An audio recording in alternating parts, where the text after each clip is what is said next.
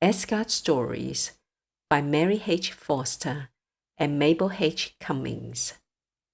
A gift from Frigga. Long years ago, there lived a peasant and his wife who led a quiet, busy life on their little farm at the foot of a mountain. While the wife was busy indoors with her housework, her husband watched his flocks in the fields, or sometimes wandered up the mountainside to hunt for game, which he would carry home for dinner. One day, he had strayed farther than usual and found himself on the top of the mountain, where the ground was covered with ice and snow. All at once, he came upon a high-arched doorway opening into a great glacier, and he passed through to see whither it might lead. The passageway widened out into a wonderful cavern, like a broad hall, sparkling with precious stones and long shining stalactites that looked like icicles of marble. In the midst stood a beautiful goddess surrounded by fair maidens, all dressed in silvery robes and crowned with flowers.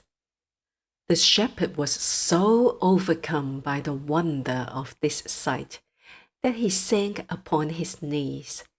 Then the goddess stretched forth her hands and gave him her blessing, telling him to choose whatever he wished to carry home from the cavern. The man was no longer afraid when he heard her kind voice speaking to him. So he looked about and at last humbly asked to have the pretty blue flowers which the fair one held in her hand. The lovely goddess Frigga, or Holder, as the German people called her, smiled kindly and told the poor shepherd he had made a wise choice. She gave him her bunch of blue flowers with a measure of seed, saying to him, "You will live and be prosperous so long as the flowers do not fade." The peasant bowed thankfully before the goddess, and when he rose, she had vanished, and he was alone on the mountainside, just as usual, with no cavern, no sparkling stones, and no fair maidens to be seen. If it had not been for the pretty blue flowers and the measure of seed in his hand, he would have thought it all a dream. He hurried homeward to tell his wife, who was angry when she heard the story, for she thought he had made such a foolish choice. "How much better it would have been," said she, "if you had brought home some of those precious stones you tell about, which are worth money, instead of these good-for-nothing flowers." The poor man bore her angry words quietly and made the best of what he had. He went to work at once to sow his seeds, which he found, to his surprise, were enough to plant several fields. Every morning before he led his flock to pasture, and on his way home at night, he watched the little green shoots growing in his fields. Even his wife was pleased when she saw the lovely blue blossoms of the flax opening. Then, after they had withered and fallen, the seeds formed. Sometimes it seemed to the good man, as he stood in the twilight looking over his field, that he saw a misty form, like the beautiful goddess, stretching out her hands over the field of flax to give it her blessing.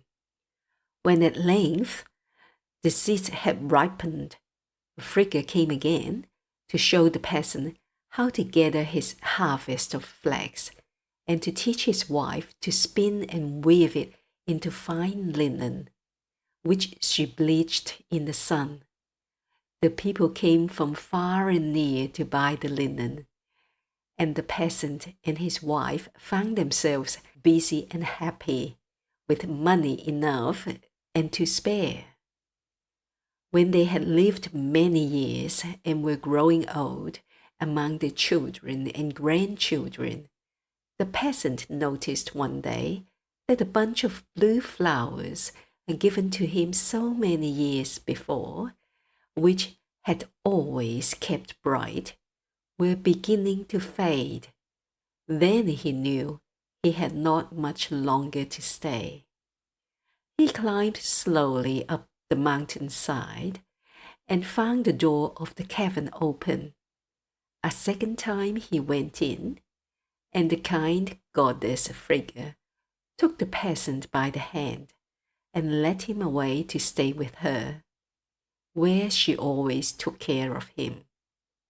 Frigga was the queen of the gods, and she helped her husband Odin govern the world.